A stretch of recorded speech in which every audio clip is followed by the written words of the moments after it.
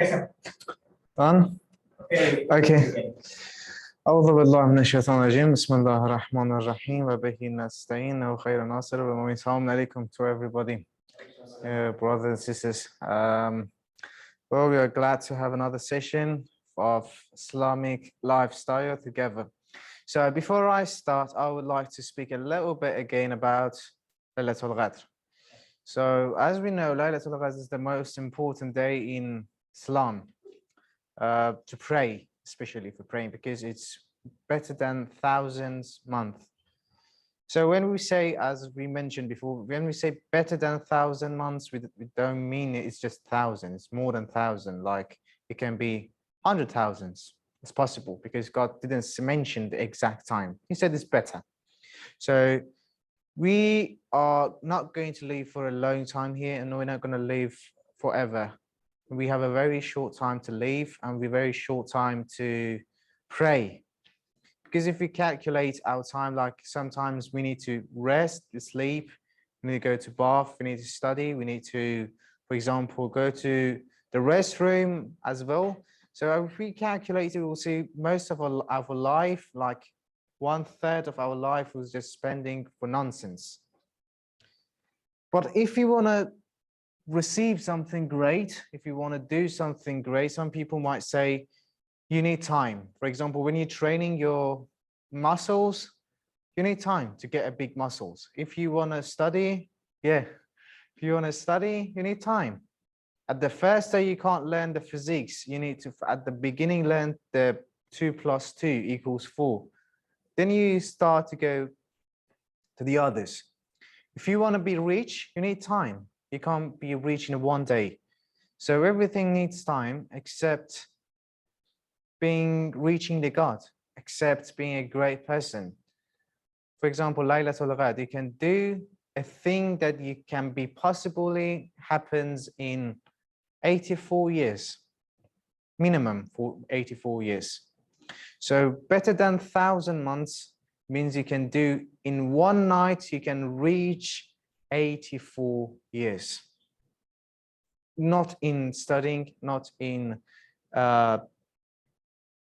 like training, not in bodybuilding, not in making money. You can't make it in one day. But for praying, for reaching God, it's possible to reach it in one day, one night.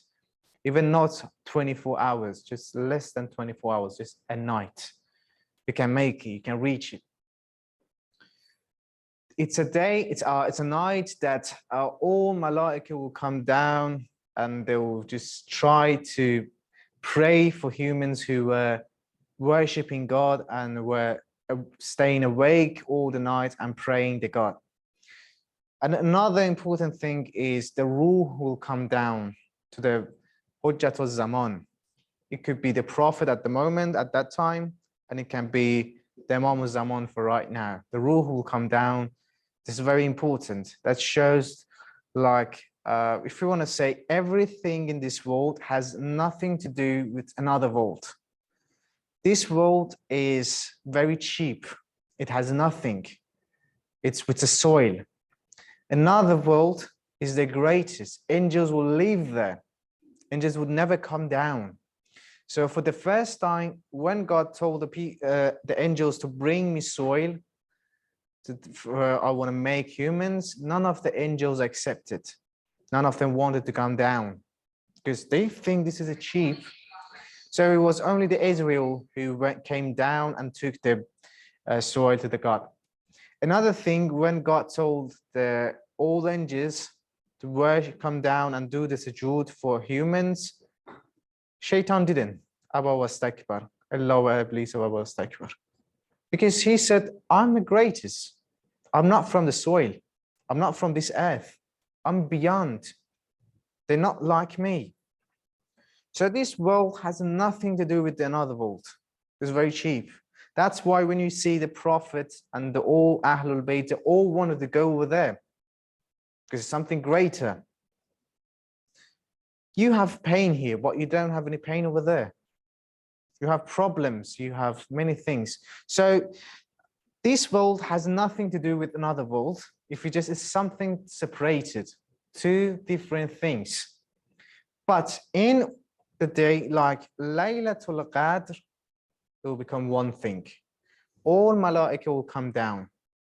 Not for me, obviously, because the Hujjatullah is in the earth, is on the earth. So the Ruh will come down. All angels will come down. The Hujjatullah will see the people who are worshipping the God, who are praying. You can't have this opportunity for another year. So for a year, you don't have this opportunity. So it's the third day of Laylatul Qadr, and it's our last chance, our last opportunity to pray, to worship God and stay awake till the morning and do whatever God would expect us to do. So I hope you all stay awake, do not sleep, and try to pray. So for tonight's pray, like praying, reading the Quran, from 100 to 1,000 times. This is one another. Another one is La ilaha illallah from 100 to 1,000. Another one is Salawat from 100 to 1,000. There are 3 surah is recommended from Ahlul Bayt to read it on this night. One Hamim Dukhan. One another is Ankabut, Suratul Ankabut. One another is Suratul Rum. Imam Sadiq said, who read these 3 surah will be from the heavens. He will go to heaven. So these 3, it's not very difficult to read it because it's just one night. So Suratul Ghad and 3, Suratul Hamim Dukhan, Suratul Rum, Suratul Ankabut. Another thing is better to have the ghusl, the taghsil before the praying time at Maghrib. So Allama Majlisi said it's better, and as recommended from the Ahlul Bayt, it is better to be before the praying time. So in the group is the better time to have the taghsil. So we'll finish it a bit earlier, not very early, but a bit earlier, so you can have a time if you want to do the ghusl, the taghsil, or if you want to do any azkar. Also, if you want to have a bit rest to make yourself awake. So we're going to finish it a bit early. So remember, all the malaik is coming down, the ruh is coming down. The Hujjatullah is watching everyone right now. So the God is looking at us. And the more important is the Laylatul Jum'ah. So the most important days in the week for Islams is the Jum'ah and the Laylat before the Jum'ah, for like today. So it's the night of praying and the night of Imam Hussein. So as you know, in riwayats we have in the Laylatul Jum'ah right now, all the Mala'ikas and Anbiya will go to the Karbala. They will go and they will try to increase themselves just to make themselves get closer to God by praying close to Imam Hussein. So this is the greatest way, the time that you can pray and you can do the ziyarah to Imam Hussein from here. Someone came to Imam Sadiq, said, was asking for some question, and Imam Sadiq asked him, do you go to Karbala every day? He said, no. Do you go every week? He said, no. Every month, monthly, just one times a month? He said, no. He said, how about the year? He said, probably I can do it. It's difficult for as nowadays. Imam Sadiq told him, if you want to do the ziyarah to Imam Hussein, just go upstairs on your roof of your house and try to look at in front, your back, your east, west, and look at the way that's Imam Hussein's shrine and do the ziyarat. If you can't do the ziyarat, only say Assalamu alaikum ya Abu Abdullah. Only want this. Some people said the reason that Imam Sadiq said you just look front, back, east and west is because to know that there is nobody can help you on this earth except Imam Hussein. Do not look any other places, do not look other paths, do not look anywhere except Imam Hussein. Someone came to Imam Sadiq and said, I've committed many sins. He said, okay, just ask for the tawbah and ask God to forgive you. He said, no, I have many sins. He said, pray in Rajab. He said, no, I have a lot. Sha'ban. He said, no, more. He said, in Ramadan. He said, no, I have more. He said, okay, in Laylatul Qadr, God will forgive you. He said, no, I'm more than that. God would never forgive me in Laylatul Qadr. Imam Sadiq said, so there is no opportunity and there is no chance for you except the Muharram. Sayyid al-Shuhada will ask for forgiveness from the God. This is your only chance. Your only opportunity to God forgive you. So this is the power of Imam Hussein. For example, soil is something, the cheapest thing. Everywhere is the soil and it's the weak, cheap, and has no value. But when it becomes the Turbatul Hussein, you can even a little bit eat it. Turbatul Sayyid al-Shuhada. You're not allowed to eat any soil, but except Turbatul Sayyid al-Shuhada. This shows the power of Imam Hussein. The better pray is to do the pray with the Turbatul Sayyid al-Shuhada. This makes this world go to another world. One another time is with the Sayyid al-Shuhada. Muharram doesn't have that value. Laylatul Qadr, it has it by itself, but Muharram doesn't have it by itself. It has it because of Sayyid al-Shuhada. So this is a night of Sayyid al-Shuhada and it's the Laylatul Qadr time. So try to value it, not miss any opportunity of this night, and don't forget to pray, to do the ibadat, do the azkar, read the Quran. As I mentioned, maybe do it. I will say it later when we try to turn off it. Later, I'll do it. Okay, so that's enough for Laylatul Qadr, so you know everything, not all of it, but just a bit, and hope it will help you. Okay, now we want to talk a little bit about Islamic lifestyle and the importance of Quranic lifestyle.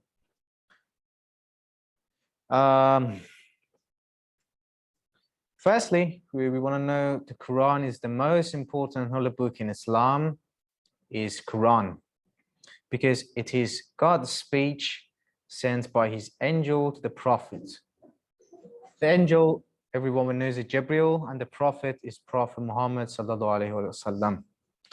Every book gets its value by the owner, the writer, because Quran didn't written by the God, it's written by the prophet or those who wrote it, or the owner or writer, and its context, what is inside.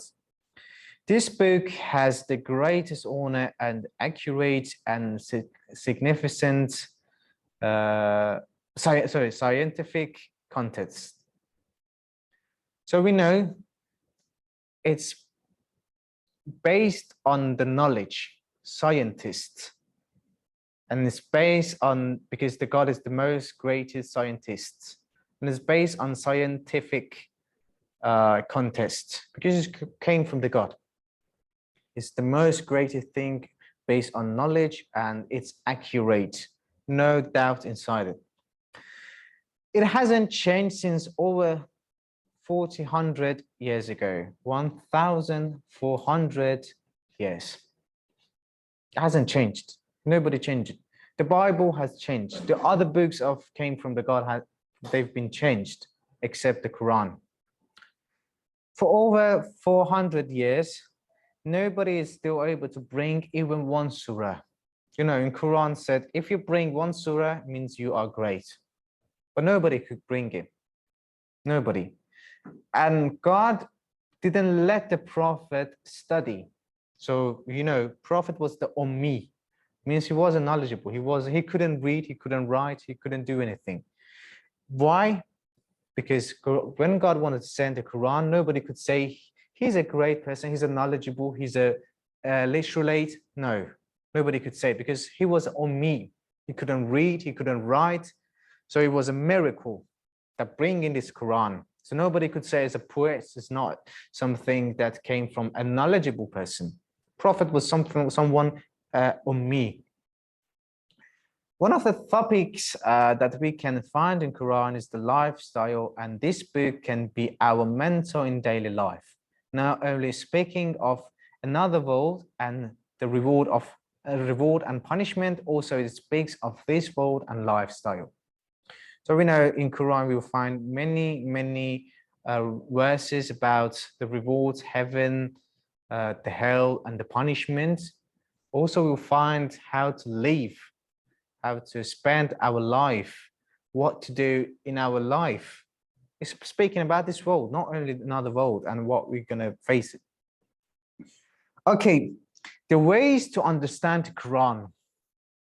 There are many ways to understand Quran. We are going to just mention some of those ways. One of them is reading the translation by ourselves. Like when you're reading the Quran, just read the translations and you know what it's saying. Another one is asking for translation from other people. Why I mention this? Because sometimes you read the translation, but you don't get what does it mean. What wants to try to say. So you need someone to explain it, not only just translate it for you. You just need someone to explain what is exactly saying. Not the tafsir, it's just explaining what does it mean. Another way is learning Arabic. Yeah, try to learn a language so you obviously can understand it. Another way is attending Quranic classes. You attend the class, they'll teach you how to read the Quran, the tajweed, and also they'll teach you what does it mean. Not just the tafsir, we're going to get through them. Another way to understand the Quran is the tafsir. Reading the tafsir will ask someone to help you with the tafsir al-Quran. There are many books for tafsir al-Quran. You can find it in even the library. You can ask them, and you can just search it. But the Google, there are many PDFs, so you can just download it. Watching videos or listening to Quranic lessons, trying to figure out the meaning and the tafsir by yourself. This is the harmless, this is the most dangerous thing to do, that doing it by yourself. Like, it's like to say, learn mathematics by yourself. Like if at the beginning someone brought some very difficult mathematics questions to you, like they would just put like, for example, Pythagoras. If they put it inside front of you, you might say, oh, what is this? And you just like see, for example, some few things and you just calculate it by yourself and you find an answer and it's just nothing related to the real answer because you know nothing about it.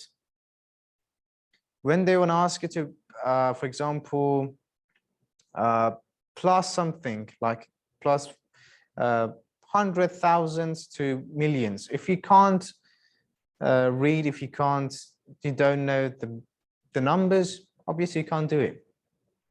So trying to figure out by yourself is the dangerous thing because you know nothing about God, the religion, you know nothing about what is mentioned by the Ahlul Bayt from the Prophet even.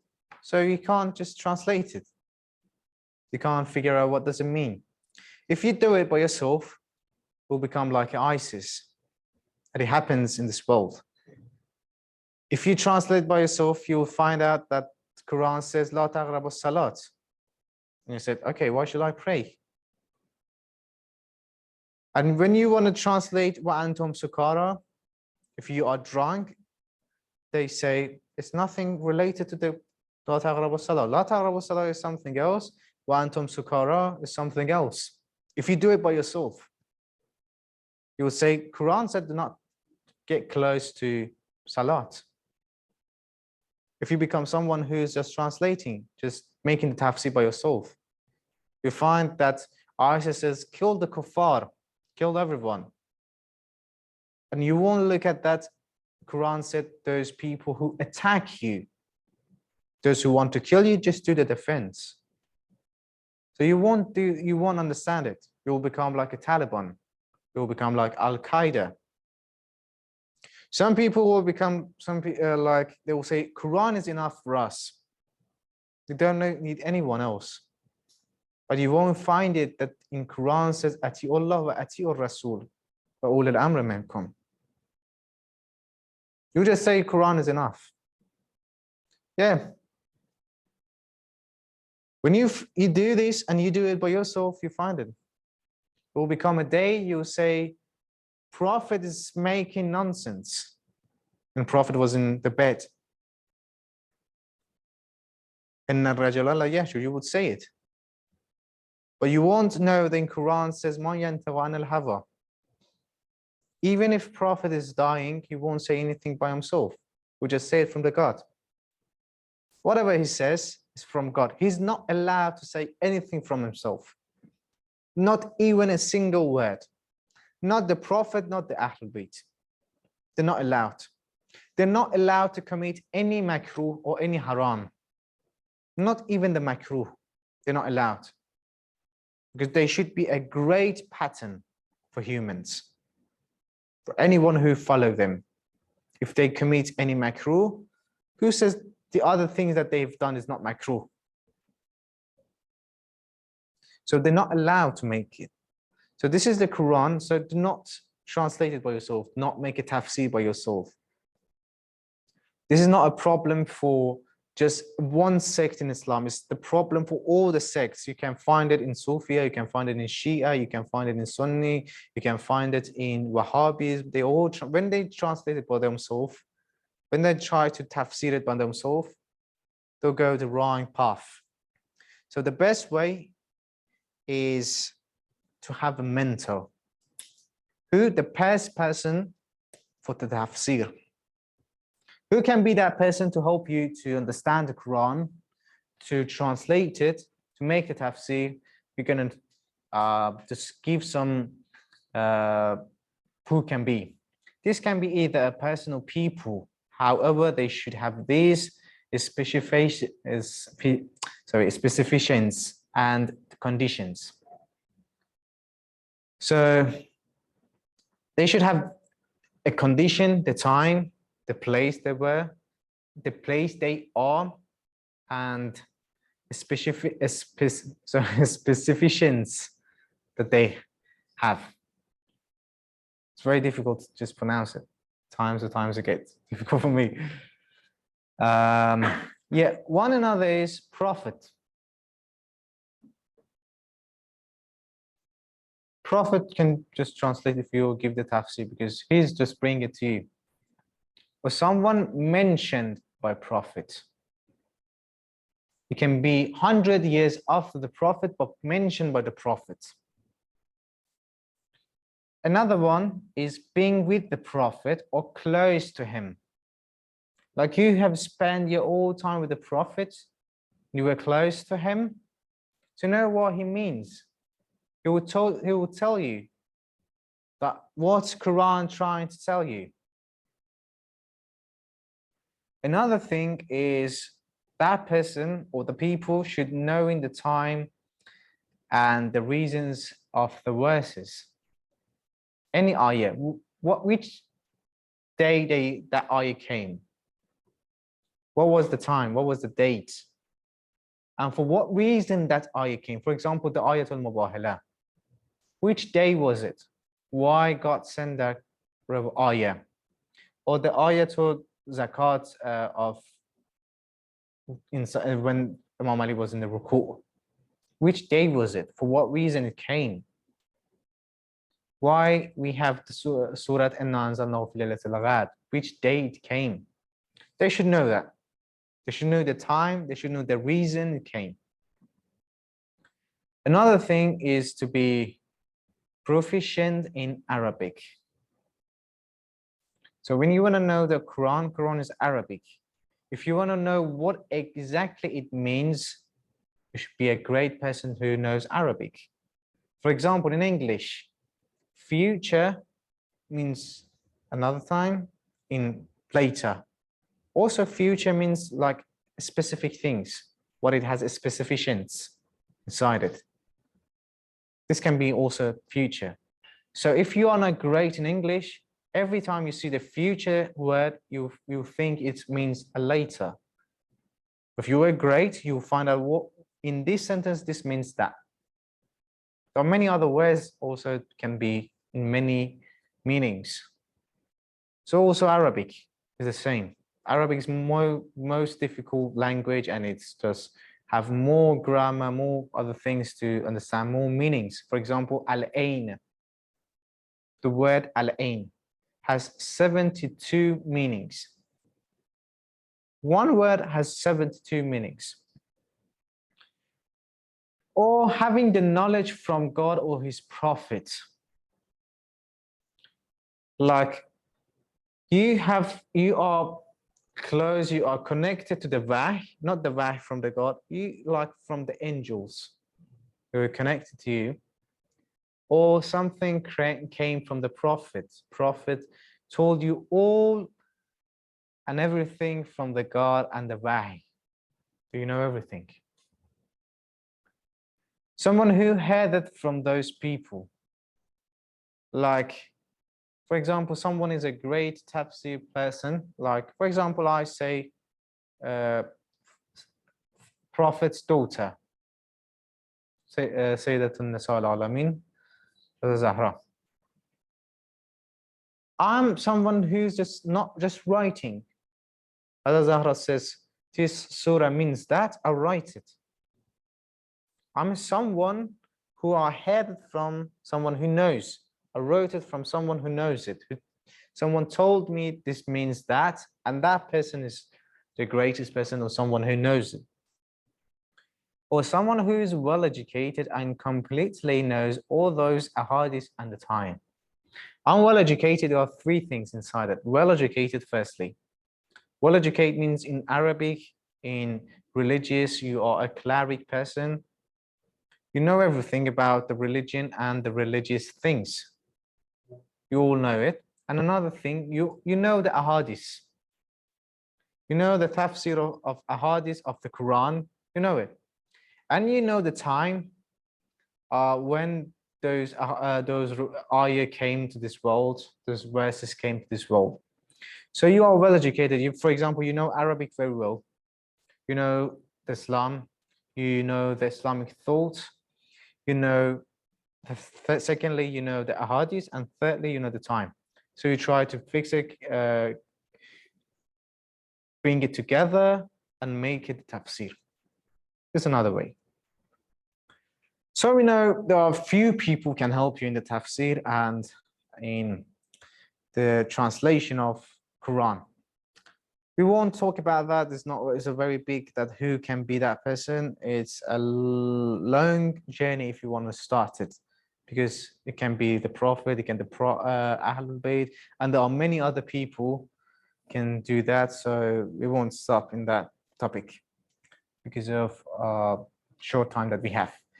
Okay, now we want to go through Quranic lifestyle. Quranic studies hold a central position in Islamic lifestyle, as the Quran is the primary source of guidance for Muslims.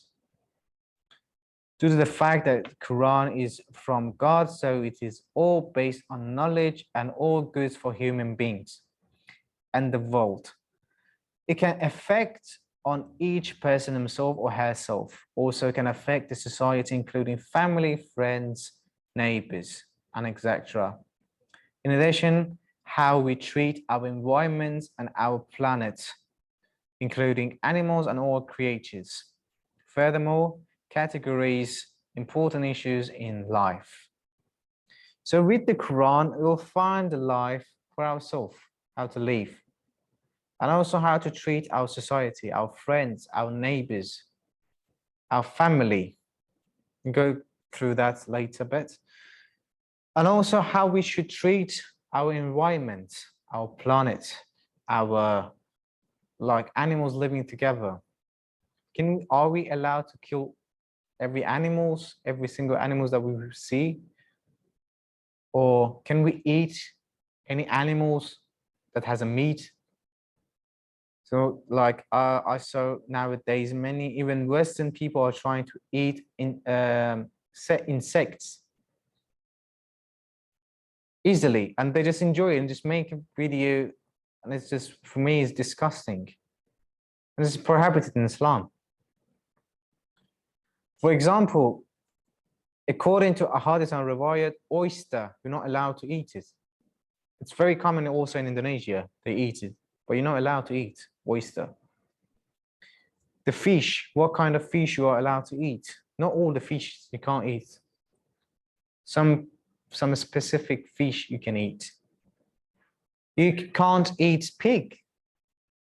Well, you can eat the cow, you can eat the sheep, you can eat these things, but you can't eat pig. What are the best? Can you eat eagle? Like you can just go hunt eagles and just like pull eagle just flying to feed his children, and you just, oh, yeah, I'm gonna eat you to make me myself stronger. No, you can't do that. I saw many people, like many animals are suffering from human. Like a cat can be suffered from some stupid people. Sorry to say that, but they are stupid. I saw some cats without tail. Those people said, do not go for that cat, because some people believe to eat cat's tail, this benefits them. It's going to benefit them. So they cut it. So pull the cat, just walking by himself, and someone came and just grabbed it and just cut the tail and just leave it by itself.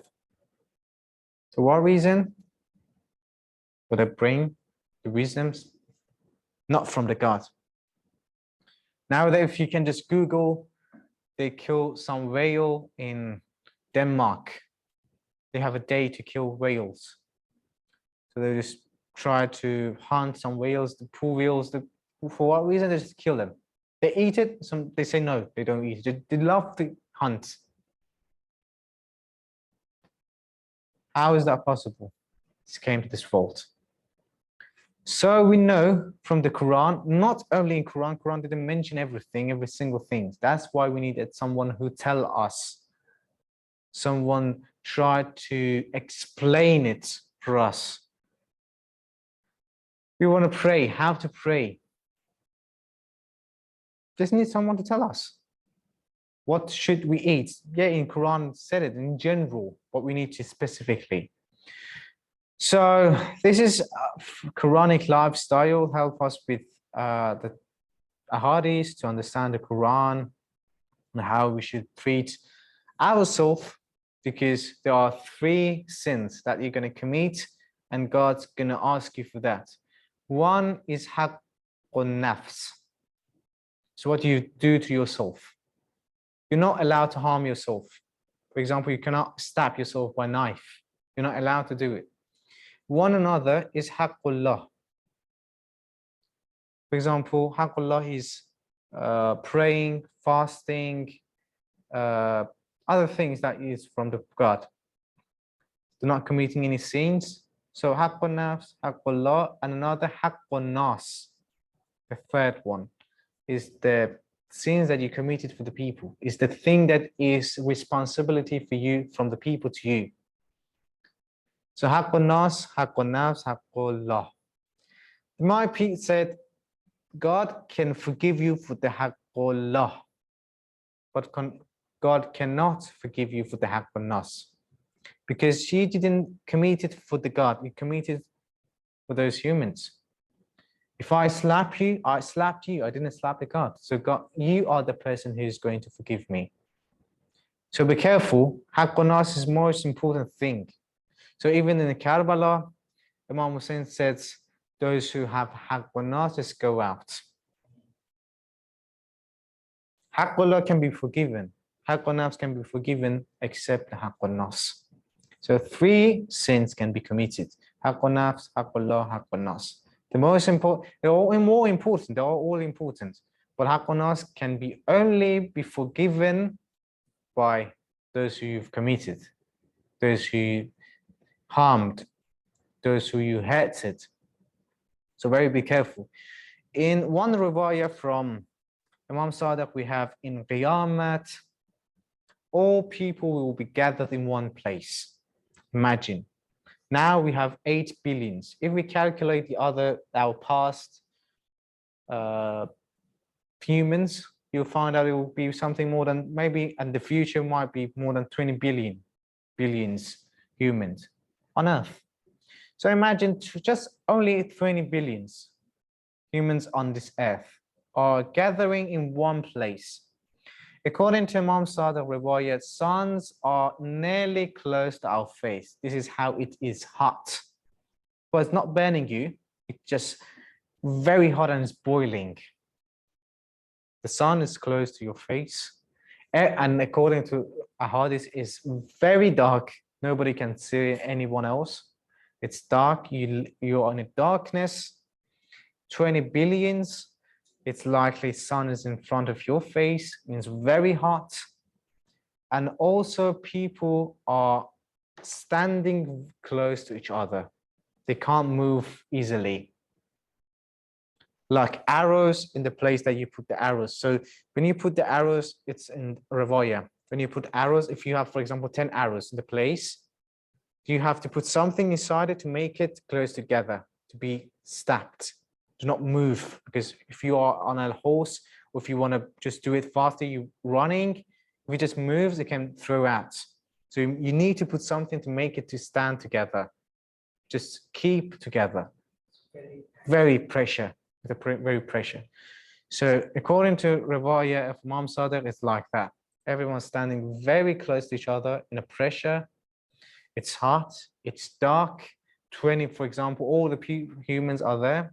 20 billions, and now God would say, those who have haqqun nas, try to find that person and ask for forgiveness. Can you find your friend in Jakarta without just calling him or checking his location? It's very difficult. Like I tell you, go find Mr. Eddie. I don't know where is Mr. Eddie. Even it's difficult to find him in, for example, in ICC, you don't know, you should just look everywhere. It takes time. Now imagine he's in his day off and I tell you, just go and look for him and find him. It's absolutely impossible. Now imagine 20 billion people are in Qiyamah and it's dark. According to Riwayah, it says even sometimes takes 100 years, more than 100 years in another world, because you know a day is different with that Qiyamah. 100 years takes to find one person, and you find that person and he won't forgive you. Why? Because he needs it. He needs some like sawab. You ask him for forgiveness, he will say, no, I won't forgive you. Just give me something, then I'll forgive you. You give him your sawabs, your Quran that you've read, for example, the prayer that you have done, but he won't be satisfied. He will say, give me more till I forgive you. And according to Riwayah, it takes time, it takes years that person would forgive you. Sometimes it said they're not going to make a deal. That person won't forgive you. And the time God will come and just make a, like, for example, negotiating with you and make a person can help both of you to become satisfied. Like imagine this world and you're committing haqqun nas. So try to not commit haqqun nas. It's very difficult. It's difficult. And we know that some people will come say, do not commit haqqun nas, but commit haqqullah. According to Prophet Muhammad, he said, if God do not accept your praying, your salat, he won't accept any other things you have committed. Like if you don't have any haqqun nas, but also you didn't pray, you didn't do your salat, you will be die as a kafir. That's it, easily. So trying to not commit haqqun nas specifically, for example, I like to not, for even walking on other people's shoes, other people's sandals, you're hurting them, you're hurting their property. Or just, for example, punching someone for no reason. Taking money, hurting other people by your tongue even. Just humiliating people. This can be the haqqun nas. It's very difficult to find something to forgive someone or someone who is going to forgive you. So it's very difficult, and try to be careful about it. In Quran, we have many ayah says about the haqqun nas. So try to remember haqqun nas, haqqul la, and haqqun nafs. Haqqun nafs can be committing suicide. This is haqqun nafs. Committing suicide is one of those sins that are not going to be forgiven. God says it is going to be punished. It's one of those things that God's going to punish you for that. If you commit suicide, if you kill yourself, you're going to face the punishment. No doubt. One of those things is haqqun nafs. So if you are going to committing suicide, just think about it. You're going to die, yes. But imagine about another rule. God's going to punish you. And you can't change God. Just saying, oh, please, God, be emotional. No, he's not going to be emotional. He's not an emotions person. He's doing all in knowledge. He promised that he's going to punish you, he will do it. If he will promise to reward you, he will reward you. We have some ahadith, might be God forget about his punishment. It might be, but it needs reasons. One of the reasons can be like the Laylatul Ghat. One of the reasons can be crying for Sayyid al-Shuhada. Crying for no reason, trying to messy your hair, or just, for example, doing these things, hitting yourself. This can be, even if you do it harder, it can be haqqun nafs, but it's allowed to do it when you are in Imam Hussein's session or the Prophet. You are very sad, you're crying hardly for the Prophet or his family, especially for Sayyid al-Shuhada, that's going to get reward. But if you do it by yourself, like you hit yourself because your father has passed away, you're going to face the punishment because of the haqqun nafs, except the Sayyid al-Shuhada. The exceptions of the rules of God always came to the Sayyid al-Shuhada. So remember that. If you're looking for reward, if you're looking for a shortcut way to the God, there is no other except Sayyid al-Shuhada. We have a riwayah because it's Laylatul Jummah, just to say, mention it. We are out of the time, and but always it's good to know about Sayyid al-Shuhada. We have a riwayah, this is one of the greatest, that Mufaddal came to Imam Sadiq. You know, Mufaddal was one of the greatest Sahaba, companion for Imam Sadiq. Many riwayats we have from Mufaddal. Imam Sadiq told Mufaddal, do you want to see all the angels? Mufaddal said, yes. I want to see them. I want to feel them if I can't see them even. I want to feel them. I want to be with them. Imam Sadiq said to him, go to Karbala. And he just waited and again said, Mufaddal, do you want to see all 124,000 prophets? He said, yes, I want. I would like to see them. I would like to feel them. Imam Sadiq said, go to the Karbala. Imam Sadiq said, Mufaddal, do you want to see the Prophet and his daughter and Amir al-Mu'minin? He said, obviously, that's my dream. Imam Sadiq said, go to the Karbala. And said, he in riwayah says, Summa ta'ammal. Imam Sadiq just waited and just think, and he just said, Mufaddal, do you want to see the God on his arsh? Do you want to feel it? You can't see the God. It means his rahmat, his mercy, his power, his forgiveness. Do you want to see that? Mufaddal said, obviously, Jo'altu fidak, I would like to see it. Who wouldn't like to see it? Imam Sadiq said, go to the Karbala in Laylatul Jum'ah, tonight. go to Karbala in this time. You will feel the malaika. You will feel the prophets, 124,000 prophets. You will feel the Islam's prophet, Prophet Muhammad. You will feel Hazrat Zahra. You will feel Amir al-Mu'minin. You will feel all the Ahlul Bayt. You get and receive God's forgiveness, mercy, God's rahmat. God, you will see his power in the Karbala. No, it's Laylatul Jum'ah. This happens every Laylatul Jum'ah.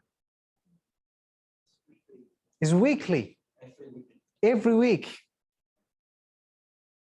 Every single week this is going to happen. There are specific times that's going to be better. For example, in Muharram, in Arba'in, in Arafah, in Qurban, in Eid al-Fitr, in Laylatul Qadr. Yeah, there are better times. But this happens, this Imam Sadiq says, happen every week. If you want to understand it, you are far away from Karbala. There are ways, like find the, just stand and look in front, your back, right, left, and just find the place that's Imam Hussein and stand, say, Assalamu alaikum wa Abdullah. It has a very short ziyarah, you can do it. It won't take even 1 minute. I've done it. It won't take 1 minute. It's very short. You can do every Laylatul Jum'ah, the Ziyarat Ashura. Someone saw Ayatollah Qazi. He was one of the greatest Urafa.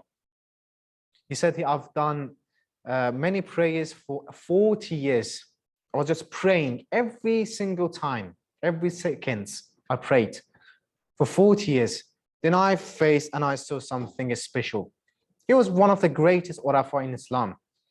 Someone saw him in his dream, one of the great people, and asked Ayatollah Ghazi, what would you like to do if you come back to this world?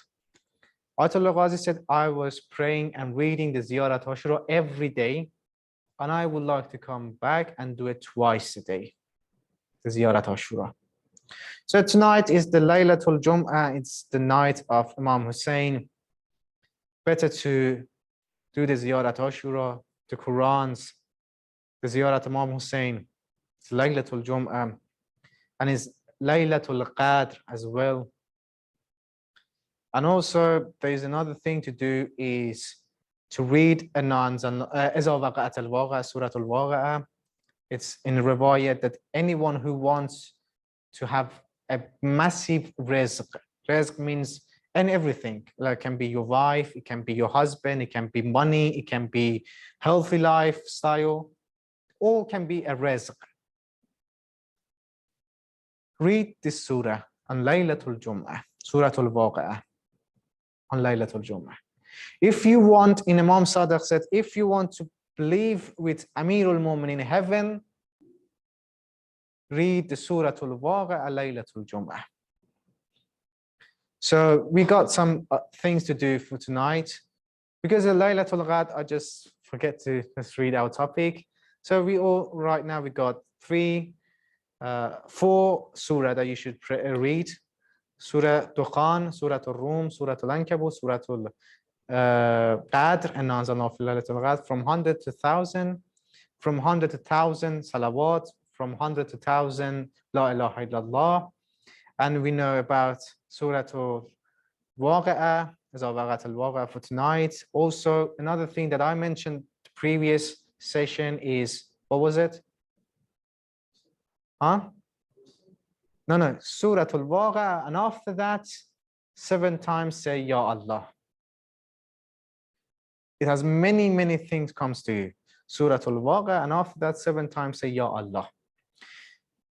We have a riwayah from, I think, Jesus or Prophet Moses. I'm now just confused about it, not sure. I think it's from the Jesus, Prophet Isa. We have a riwayah that he said, Ya Allah al-Arifin. God said, Labbaik. He said, Ya Allah al-Abidin. God said, Labbaik. Ya Allah al-Arif, Ya Allah al-Alamin. God said, Labbaik. He just mentioned all the things. And after that, the Prophet Isa, if I'm not mistaken, said, Ya Ilah al-Asin. God said, Labbaik, Labbaik, Labbaik, 3 times. The Prophet asked him, why I said those other things, Ya Allah, Al-Arifin, Abidin, Alamin, all other things, you said one Labbaik. But when I said, Ya Allah, Al-Asin, a God of those who committed sins, why you said 3 times Labbaik, Labbaik? God said those who are alim, they are relying on their ilm, the knowledge. Those who are arif, they're proud of their irfan. They're sure that they're going to heaven. Those who are abid, they are relying, they are just sure about their ibadat. But those who have committed sins, they have nothing except me. I want them to know that they're not alone. They have me. That's why I said labbaik, labbaik, labbaik. So we have, like, in Laylatul Qadr, try to name God by Ya Allah al-Asin. 7 times say it. Ya Allah al-Asin in Laylatul Qadr. So enough for Laylatul Qadr, enough for Laylatul Jum'ah. Should I continue the Quranic lifestyle? Enough, huh? Yeah, enough for tonight. Yeah, it's enough, I think. Because, yeah, it's many pages, don't need to. So it's very important that at least you know many things about Laylatul Jum'ah, you know many things about Sayyid al-Shuhada, you know many things about the Laylatul Qadr. If I mentioned that, I'll forget it, did I mention? So you know about it, so don't miss it. It's your last opportunity for this year. It's your last chance to get close to God. And they will close the book that your destiny have been written on in it. So it's your last chance to change and make it in a good, or you miss it and do it in the wrong place. Don't forget me in your prayers. Try to understand this Laylatul Qadr and try to feel it, try to do and use every second inside this. Laylatul Qadr is on Laylatul Jum'ah. It can't happen in, I can't remember in my whole life it happens in Laylatul Jum'ah and Laylatul Qadr become one day. So it's a very great time. Hope you read those Quran surahs, read those ayahs that I mentioned, read all the things that I mentioned. It's not, we have many other things to do, but this is the simple things. So hope you reach to God and you can pray for me. Don't forget me in your praise. I told you. I told you. Yeah, don't forget me. And I won't forgive you if you don't pray for me. Yes, that's going to happen. Yeah, sure, I'm going to pray. So be sure that I'm not going to forgive you and if you don't pray for me. Thank you very much for attending this class. I hope it has something for you. And after, we're going to be closed for 2 weeks because ICC is closed due to the holidays of Eid al-Fitr. Next week and the other week after that, the weeks after that. So we're going to be closed for fortnight. And after that, we're going to have our session again and hope we're going to be healthy and safe. And we will be still alive to sit together and speak about Islamic thoughts, about the God and his attributes, his justice, and the Ma'ad and Prophet and Nabuwwat and Imamat. And after that, in Islamic lifestyle, we didn't finish the Quranic lifestyle and the other lifestyles that we're going to mention later. Thank you very much for attending this class. Don't forget me your prayers. Wassalamu alaikum wa rahmatullahi wa barakatuh.